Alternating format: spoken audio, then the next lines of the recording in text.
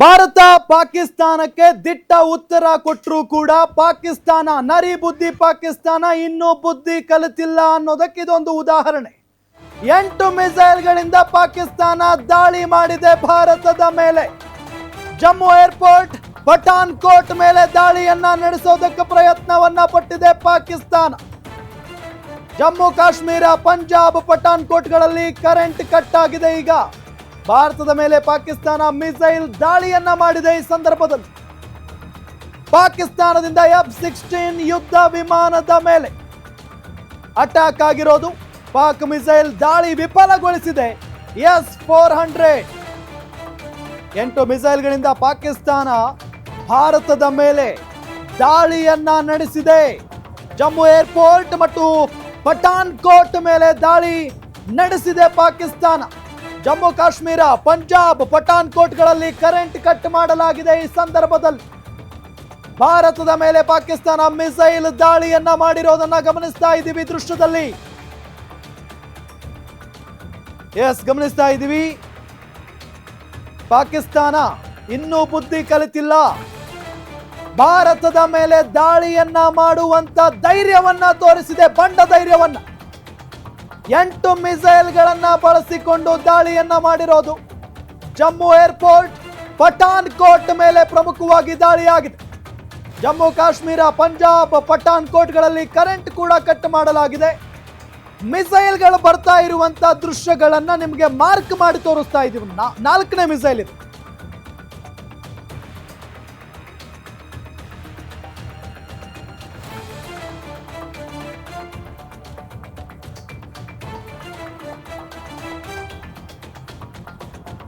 ಇದೇ ವಿಚಾರಕ್ಕೆ ಸಂಬಂಧಪಟ್ಟಂತೆ ಹೆಚ್ಚಿನ ಮಾಹಿತಿಯನ್ನು ನೀಡ್ತಾರೆ ನಮ್ಮ ಚಾನೆಲ್ನ ಎಡಿಟರ್ ಸತೀಶ್ ಆಂಜನಪ್ಪ ನೇರ ಸಂಪರ್ಕದಲ್ಲಿ ಜಾಯ್ನ್ ಆಗಿದ್ದಾರೆ.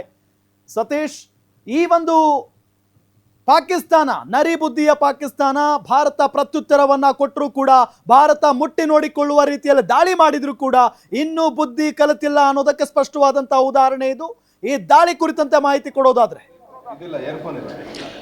ರಾಮ, ನಿರೀಕ್ಷೆ ಇತ್ತು ಪಾಕಿಸ್ತಾನದ ಮೇಲೆ ಭಾರತ ಕಳೆದ 2 ದಿನಗಳಿಂದ ನಿರಂತರವಾಗಿ ದಾಳಿ ಮಾಡ್ತಾನೆ ಇದೆ. ಹೀಗಾಗಿ ಪಾಕಿಸ್ತಾನ ಇದಕ್ಕೆ ಪ್ರತಿಯಾಗಿ ಉತ್ತರವನ್ನು ಕೊಡುವಂತಹ ಸಾಧ್ಯತೆ ಇದ್ದೇ ಇತ್ತು. ಯಾಕಂದರೆ ಬೆಳಗ್ಗೆನೇ ಅಮೃತ್ಸರಕ್ಕೆ ಒಂದು ಕ್ಷಿಪಣಿಯನ್ನು ನುಗ್ಗಿಸಿತ್ತು ಪಾಕಿಸ್ತಾನ.